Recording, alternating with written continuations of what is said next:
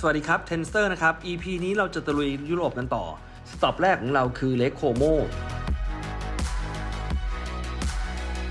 ซึ่งเราจะมีไมค์ที่เคยไปเล่นไดรฟ์กับเราด้วยจะมารับเราเพื่อจะพาไปดูอู่ซ่อมรถหรืออู่เซอร์วิสรถแข่งแรลลี่นะครับคลาสสิกของ Porsche เสร็จแล้วเนี่ยหลังจากนั้นเราก็จะไปตะลุยกันต่อไปถึงอิโมลานะครับเพื่อจะไปดูการแข่งขันรถ F1 โดยที่เราจะได้เป็นแขก VIP ของ Kick Sauber F1 Team นะครับก็ลองติดตามดูครับว่าเราจะได้ประสบการณ์อะไรบ้างครับ Tenster Garage Powered by Tross Midas Window Filmเย้อิตาลีอิตาเลียโน Head east. โอ้ดูฝั่งติดกับเขาบ้างสวยนะ ฝั่งขวาเล็กฝั่งซ้ายเขาเหมือนอยู่ในหุบเขาอ่ะเขาล้อมเลย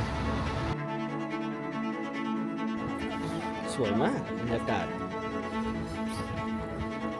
มีฝนจะตกก็ตามพอเข้าเลคโคโมฝนก็ตกอย่างหนักนะครับทำให้การเดินทางเราล่าช้าพร้อมกับรถติดด้วยเราก็เลยต้องข้ามเฟอร์รี่เอานะครับแทนที่จะขับอ้อมเกาะเพื่อจะลัดไปฝั่งตรงข้ามเพื่อจะเข้าโรงแรมนะครับซึ่งกว่าจะเข้าถึงก็ดึกละ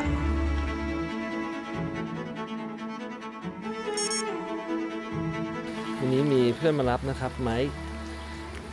มีเป็น GT4 RS 1 คันแล้วก็ GT4พาเรามากินกาแฟอะไรอย่างเงี้ยสวยมากคนจะตกก็สวย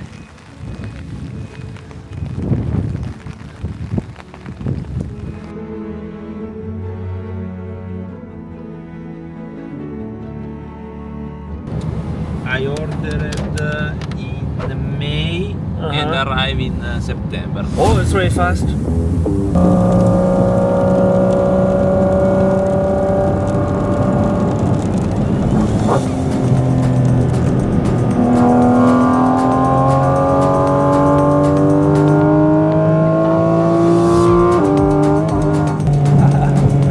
Sound very nice.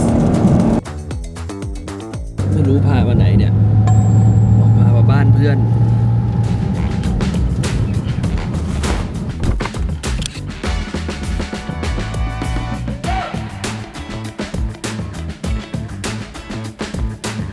รถแรลลี่หมดเลยทำหมักแรลลี่นะส่วนใหญ่เป็นทำหมักแรลลี่คือเป็นอู่แข่งรถที่ทำรถแรลลี่ Porsche แรลลี่นะครับชื่อเพนทาคาเดี๋ยวพาดูรอบๆแล้วกันเจ๋งว่ะไม่น่าเชื่อขอบคุณไมค์มากที่พามานี่แรลลี่เลยออกแนวอันนี้ออกแนวชัยนินเลยนะเนี่ยเจ๋งมากตัวนี้เป็น CIS Look หัวนี้สวยนี่เขาเพิ่งไปแข่งกลับมาครับ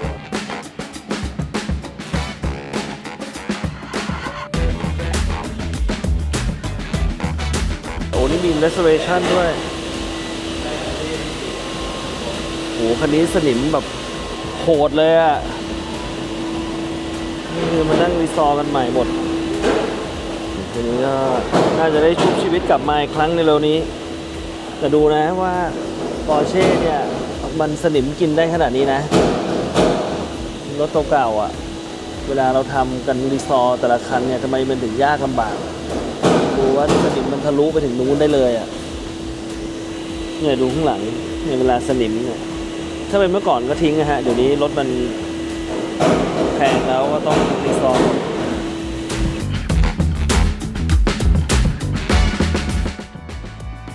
เขาก็พาทัวร์ไปฮะอันนี้ก็รถถนนก็มีนะคันนี้สวยป่ะนี่เป็น long wheel base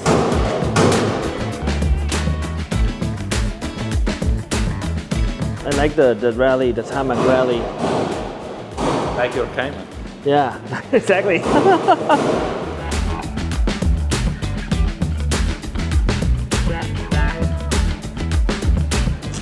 น่ารักอ่ะ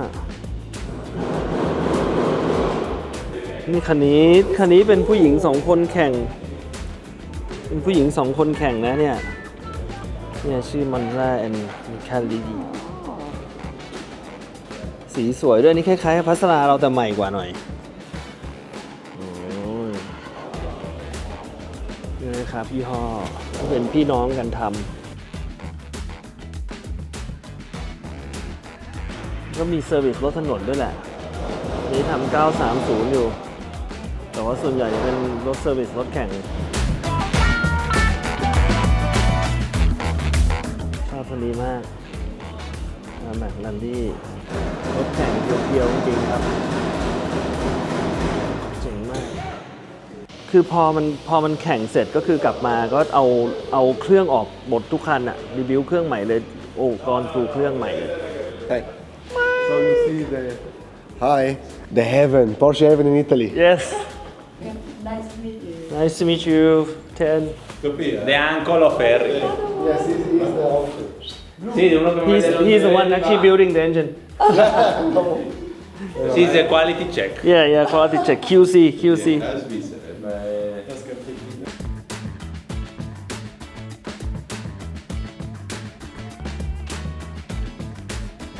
Oh, there's a dyno, engine dyno. โอ้มีเครื่องไดโน่เลย He was also the engine of 10. Suti was On this one, yeah. you the Because Suzuki engine. No, the 3 liter, not the SCRS. Yeah, the 3 liters. was from them. Oh, The family. อ๋อนี่คนนี้เป็นคน they build the Suzuki engine. Yes. Oh, they, really? No, it belongs to them. Oh. 20 years. So they overhauled it. And we just had something, and then they put on the dyno, and then we ship it to Bangkok. โอ้นี่เครื่องคุณเอทำที่นี่ Yes. เครื่อง is the 3.0 run right Yes. the RS one the 3.0 Carrera. Yes. Yes. เนมีเครื่องคันหนึ่งน่าจะเป็น 3.0 RS ที่ใส่อยู่ในรถเนี่ยขอโทษนะใช้คนนี้เป็นคนบิวให้ แล้วก็ขึ้นไดโน่ตรงนี้เลยไมค์เขาส่งมาทำที่นี่ เพราะว่าที่นี่เป็น specialist ที่เก่งมาก นี่ครับกล้วยเต็มเลยนี่นะเยอะมาก FIA Historic Rally ต่างๆ เป็นอู่รถแข่งจริงๆเลยนะ แต่ว่าก็มีรถถนนด้วยเซอร์วิสรถถนนบ้างแต่ว่าส่วนใหญ่ก็จะทำรถแข่งก็คือเพิ่งแข่งกลับมาเข้ามาแล้วก็มาเพรพเอาเครื่องออกคันไหนเครื่องออกแต่ส่วนใหญ่จะเครื่องออกหมดเลยจะเอาเครื่องมาดับเบิลเช็คเพื่อจะแข่งครั้งต่อไปซึ่งน่าจะแข่งเขาบอกมันจะแข่งแถวๆนี้แหละแถวโคโมนี่แหละก็เป็นทางแมคลารี่สเตจลารี่อะไรเงี้ย He keeps saying he's Swiss but I'm not sure I'm Swiss.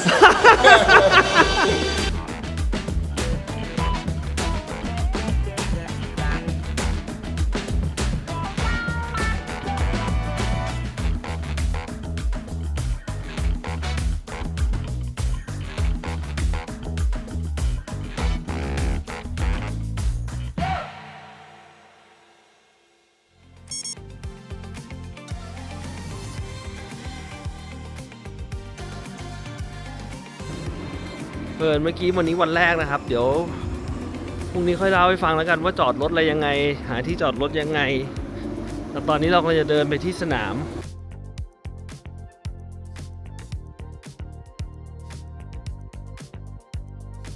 เฮ้ยเจ๋งอ่ะมีรถให้ดูด้วยมีรถ F1 เก่าๆให้ดูเนี่ยอย่างนี้ของมินาดี้ปี 2004พวกเฟอร์รารี่เดินผ่านเข้ามาชิวๆแต่ไปไหนยังไม่รู้ โคตรมั่ว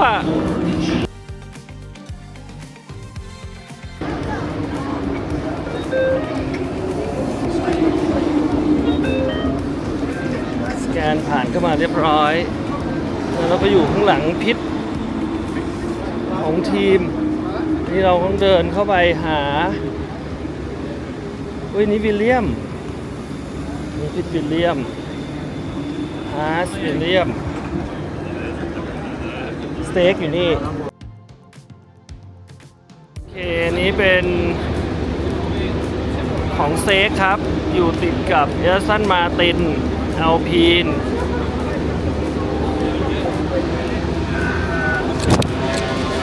นี่มีชูกับโมชารี่นะครับไม่รู้จะจำเราได้ป่ะนะเคยถ่ายหนังโฆษณาเขา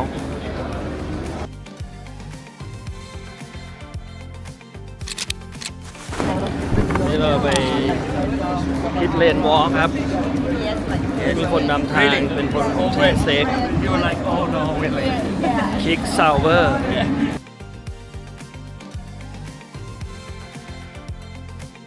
นี่เป็นคิว เข้าไปดูพิทเลนวอล์ก เลนวอลนะคะ นี่เป็นซิกเนเจอร์ของสนาม ที่นี่เป็นบ้านของเฟอร์รารี่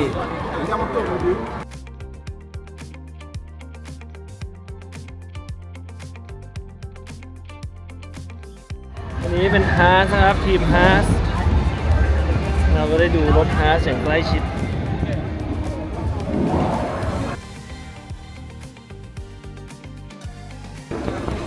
มีซ้อมนี่ฮาร์สกำลังจะซ้อมเปลี่ยนยางนะครับมีการซ้อมเปลี่ยนยางซะก่อนสุดยอด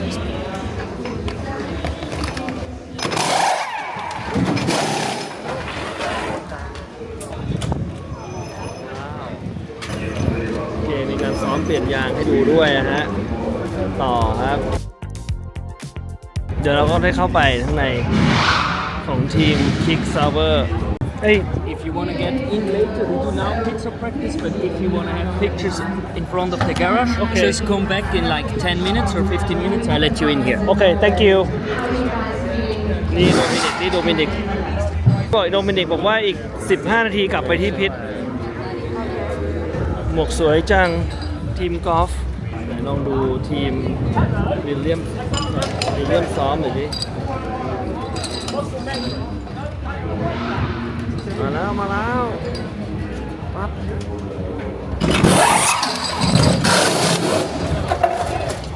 ไม่เร็วเจ๋งว่ะอ่ะเดินต่อไปคือสเกจโชมันจะเหมือนกันคล้ายๆกันทุกวันแหละ มีพิทวอล์กแล้วก็มีแทร็กทัวร์มีอะไรอย่างเงี้ยคล้ายๆกันทุกวัน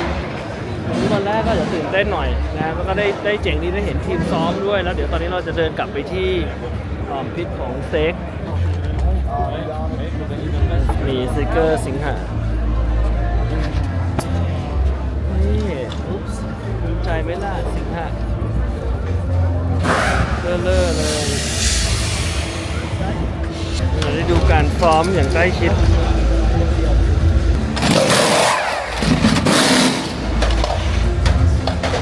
ทุกอย่างเกิดขึ้นภายในพริบตาโอเคไม่ได้ครู กลิ่นไหม้เลยอะ ใช่กลิ่นไอ้นี่อะตัวไอ้เนี่ยมันเร็วมากให้หมุนฟูอ่ะ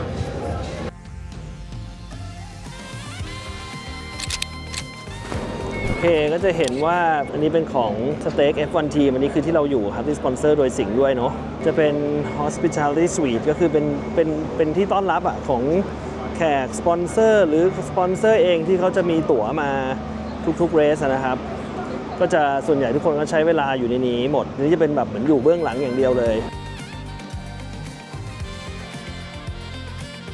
แล้วก็ฝั่งซ้ายเนี่ยหรืออีกฝั่งหนึ่งเนี่ยก็จะเป็นของทีมงานซึ่งก็คือส่วนใหญ่ก็เป็นที่เก็บยางเก็บนู่นเก็บนี่ซึ่งอันนี้พวกนี้มันเป็นเทรลเลอร์หมดนะก็คือพอแข่งเสร็จก็เอาหัวลากมาแล้วก็ไปเลย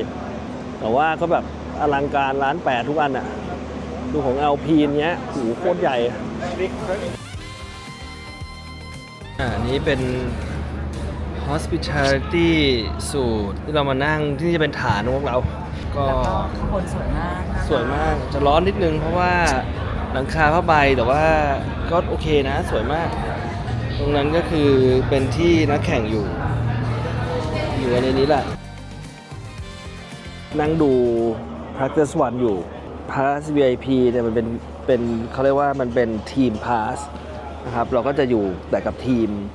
เราไม่มีที่นั่งข้างนอกเลยนะนั่งอยู่แต่กับทีมอย่างเดียว ไม่ใช่ว่านั่งอยู่ที่เนี่ยคือมันดีมากเพราะว่าถ้าเราไปนั่งอยู่ริมสนามเนี่ยเราจะเห็นแค่จุดเดียวเพราะว่ามันเคยเกิดขึ้นตอนที่เราไปที่สิงคโป โอ้ ร์ ไม่รู้เรื่องเลยดูอะไรไม่รู้ คือ เรื่อง เราก็จะเห็นแค่รถมันผ่านแล้ววืบแต่ตอนเนี้ยเราเห็นในทีวีฉะนั้นมันก็จะเห็นตลอดเวลาว่ามันเกิดอะไรขึ้นทั้งสนาม ได้ยินเสียงรถจากข้างนอกอะไรอย่างเงี้ยชิลเลยดีเลยฮะนี่มีพวงมาลัยให้เล่นด้วยโอ้โหนี่ของแท้เนี่ยใช้จนเย็นเลยจำได้ยังไงเนี่ยชิฟ บวก10ลบ1ทริมนู่นทริมนี่นี่ของจริงนะผมว่าแต่ว่าไม่รู้ของฤดูกาลไหน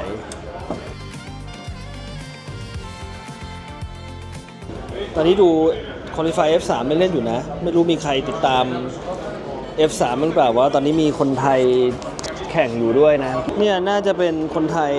อินทราภูวศักดิ์เนี่ยตอนนี้กำลังแข่ง F3 อยู่ปีแรกที่ขึ้นมาจากโปรคาร์ดนะครับก็น่าใช้เวลาในการปรับตัวประมาณนึงเนาะแต่ก็ลุ้นๆนะใครดูก็ติดตามน้องด้วยแล้วกันอาจจะมีลุ้นไปถึง F1 ได้นะครับถ้าเกิดเขาทำผลงานได้ดี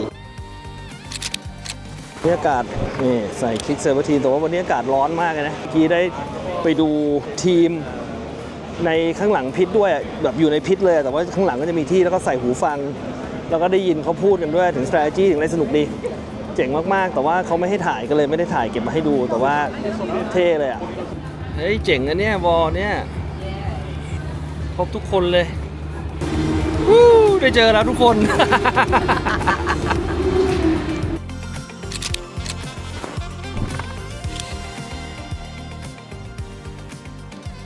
โอเคตอนนี้เราก็เดินมาตรงโค้งที่เซนน่าตอนนี้เราเดินมาตรงที่โค้งเซนน่าน่าจะชนนะครับ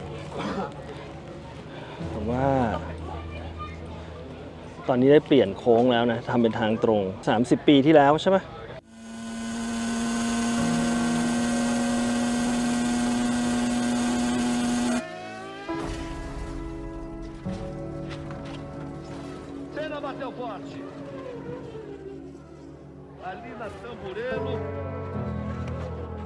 มีคนเอาดอกไม้อะไรมาวางมอนิเมนต์ต่างๆสวยงามมาก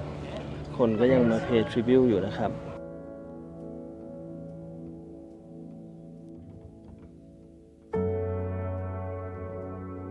มีอารมณ์ขนลุกมีธงไทยด้วยว้าวสิใครมาไว้ตรงนี้ขอบคุณมากนะครับเท่มากๆ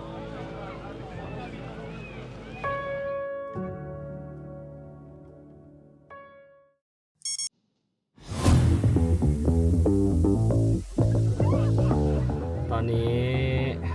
นั่งอยู่ในรถติดมากประมาณออกจาก ติดมากแบบติด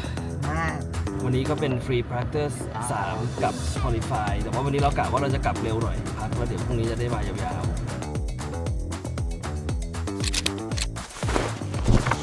คือก็เนี่ยก็เป็นลานจอดรถอย่างนี้แหละนะฮะไม่เป็นไรแล้วก็จะมีบางส่วนก็เป็นเต็นท์เป็นที่แคมปิ้งคนมันก็มาแคมปิ้งกันแล้วก็สเตย์ทั้งเสาร์อาทิตย์ถึงนี่เลยถ้าเป็นที่จอดรถแบบดินๆเนี่ยโอ้ได้ยินเสียง F1 แล้ววันนี้เรามาถึงสายนะเขา Free Practice กันแล้วแต่ว่าบางส่วนก็อาจจะเป็นเต็นท์เช่าเป็นมาแคมปิ้งกันชิลๆแล้วก็เดินเข้าไปสนามแล้วก็ดูแล้วออกมานอนข้างนอกจากตรงนี้เราก็เดินเข้าสนามประมาณกิโลกว่าเดินไกลเหมือนแต่ว่าไปได้เรื่อยๆตอนเย็นก็ทำบาร์บีคิวกันเพลินๆข้างขวานี่จอดแบบเช้ายังกลับคือโรงแรมมันแพงมากอะเวลามันเป็น F1 Weekend มันก็เป็นอีกวิธีหนึ่งที่จะมา enjoy F1 ได้อันนี้ผมต้องจองล่วงหน้าผ่านเว็บนี่ดูโหนี่มี SVR ด้วยนะจากพวกอันนี้เจ๋งนะครับมันมี911อันนี้จอดกันมาตั้งแต่เมื่อวานแล้วว่านอนในเต็นท์กันนี่แหละชิลๆดิ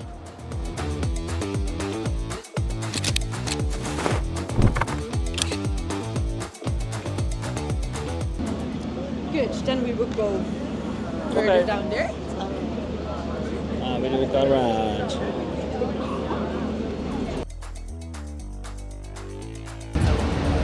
Down here we have the dual cushion and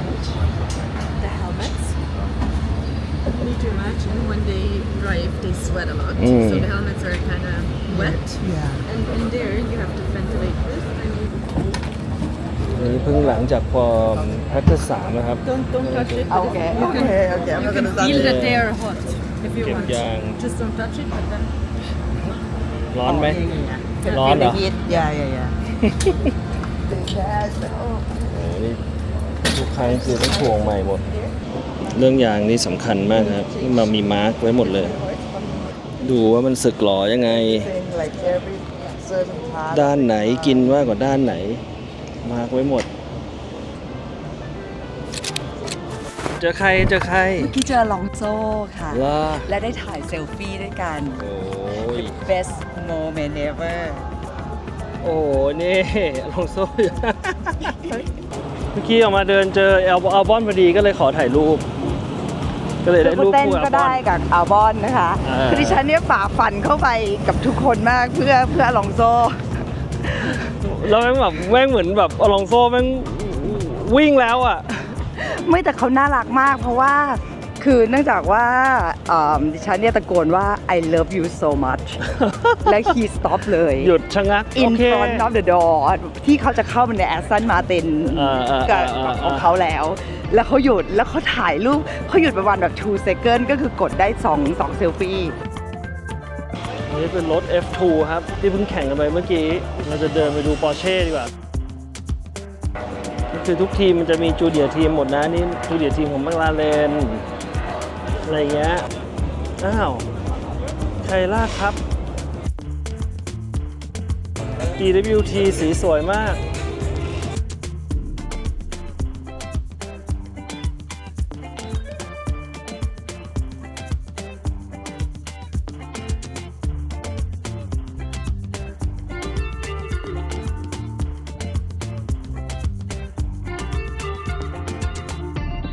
นี่ก็เป็นพวกทีมไคล่าครับ ยุโรป จะเป็น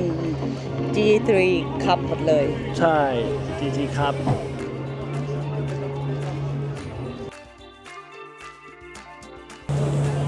เนี่ยรถน้องคนไทยเนี่ยนี่รถน้องคนไทย F3 มีสปอนเซอร์สิงห์ด้วย แล้วก็มีชื่อภาษาไทยอยู่ข้างๆครับเผื่อดูยากตรงนี้ เจ๋ง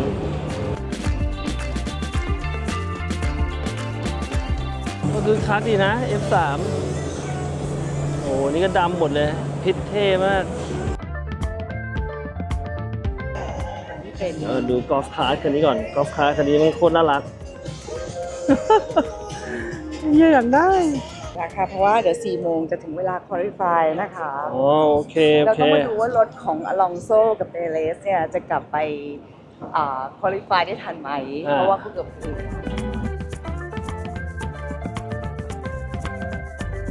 เริ่มเข้าส่วนของ F1 นะครับ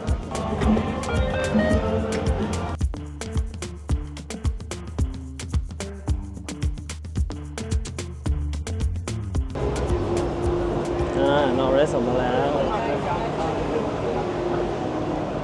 แลนโด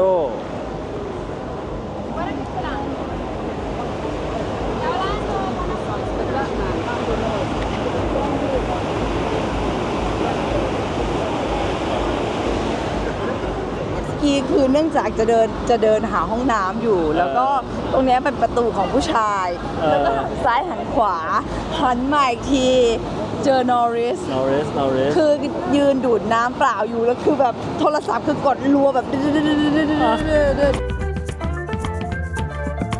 คือตอนนี้เดี๋ยวนี้คนข้างหลังเนี่ยมันเยอะมากถ้าสังเกตดู ก็คือเป็นพวกนี่แหละสปอนเซอร์ VIP อะไรต่างๆเนี่ยก็จะได้เข้ามาอยู่ในนี้แต่ว่าสำหรับเราก็จะคือที่เป็นแขกของทีมนะครับก็จะอยู่ได้แค่นี้เลยนะคือถ้าจะไปออกไปข้างนอกไม่ได้หมายความว่าเข้าไปดูตรงสนามตรงอะไรเงี้ยไม่ได้นั้นต้องเป็นตั๋วต่างหากแต่อย่างนี้ก็สนุกมากแล้วนะส่งเจงตอนนี้นั่งดูกันอยู่2คนเลยทั้งบนเนี่ยไม่มีใครเลยเพราะว่าคนอื่นเขาส่วนใหญ่เขาจะมีตั๋วไปดูตรงสแตนแต่เราไม่มีเรามาแค่นี้พอแล้ว นั่งดูทีวีแล้วก็มีคนดูแลเราอย่างดี ใช่แล้วก็ได้ยินเสียงด้วยได้ยินเสียงรถวิ่งผ่านโอเค ที่สำคัญที่สุดเลยจะต้องขอบคุณสิงห์คอร์ปอเรชั่น ขอบคุณมากนะครับ เราจะไม่ได้มานั่งตรงนี้เลยส่วนมากเลยก็ขอบคุณค่ะ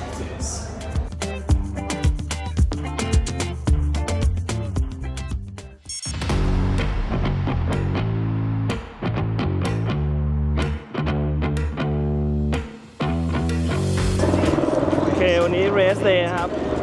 คนเยอะมากเรามาถึงประมาณเกือบเที่ยงรถติดแดงเถื่ออย่างว่านะครับบ้านเกิดอิตาลีก็เป็นทีมเฟอร์รารี่คนเยอะจัดเลยวันนี้ แต่ว่าคนส่วนใหญ่มานี่มาดูเฉพาะวันแข่ง เพราะว่าวันซ้อมกับวันคุริฟายนี่คนไม่ได้เยอะขนาดนี้คงจะซื้อตั๋วแบบวันเดียวอะไรเงี้ย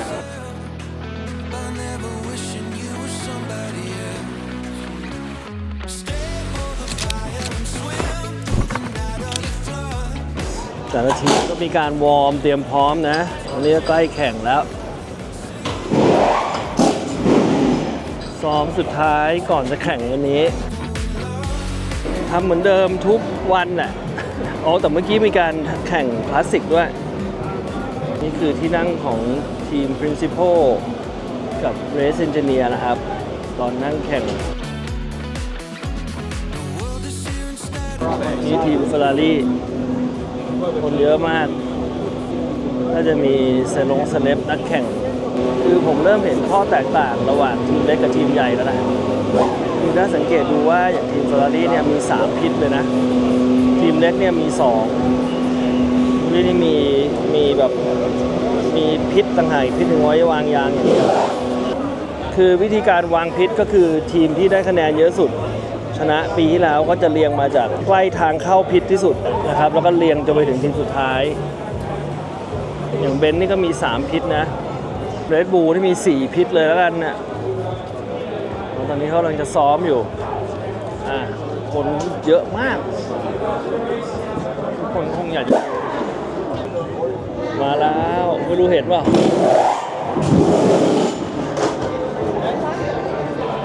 แก้มนี่มาได้ดูสมใจ ได้อยู่2 รอบด้วย ก็เหรอ แล้วอันนี้อันเปลี่ยนสำหรับของแม็ก อ๋อ แมคคานิกจะเป็นคนละทีม คนละทีมกัน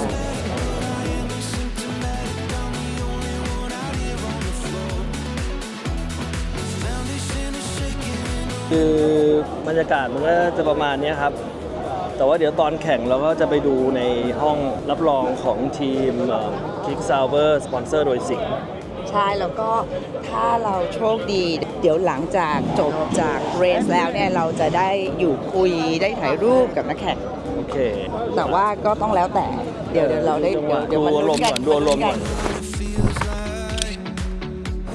รถใหญ่มากเลยนะจริงๆแล้วอะไม่ได้คันเล็กๆเลยรถไฟฟ้าอยู่เนี้ย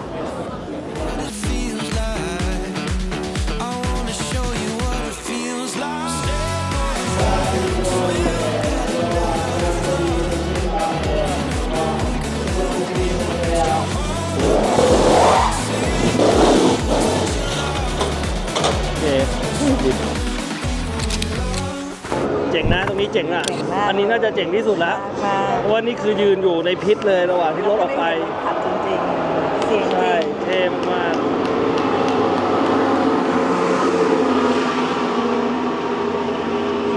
ไม่รู้วนไปวนมาผ่านพิษหลายรอบใส่เทสระบบอะเทสพวกระบบแบบระบบเข้าพิษความเร็วอะไรเงี้ยนี่วิลเลียมมา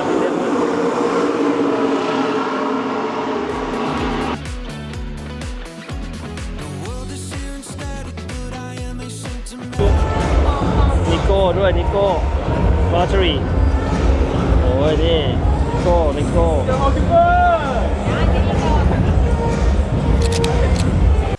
We go racing in 5 lights time. And the Grand Prix is underway. Even more stupid. Verstappen retaking the lead that he held.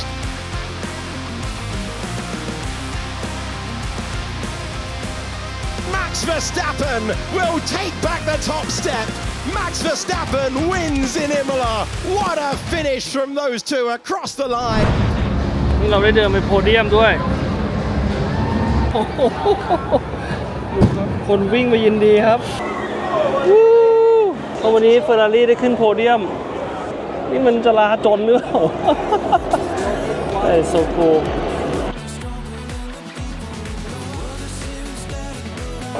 โอ้โห นี่อันนี้บรรยากาศนี้อาจจะไม่เคยเห็น ส่วนตัวผมไม่เคยเห็นนะ ในทีวีมันไม่ได้เป็นแบบนี้ นี่แบบวิ่งมันแบบ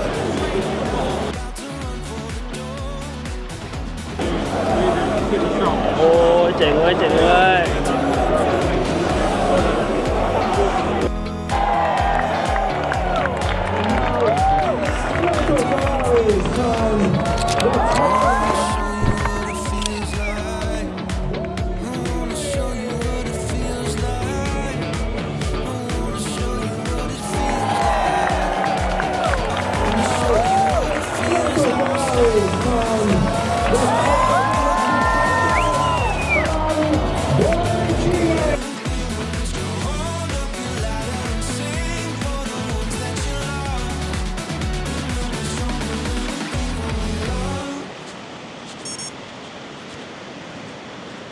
อนนี้วาร์ปมาอยู่โดโลไมท์แล้วนะครับ แค่อยากจะ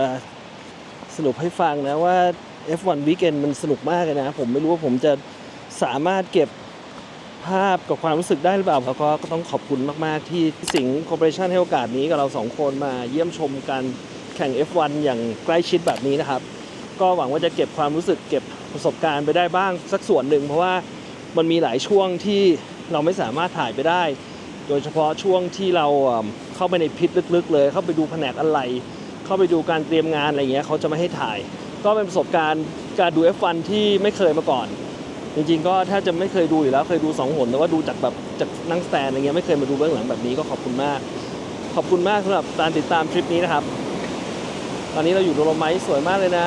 สวยมากๆก็ดูน้ำไหล บ๊ายบาย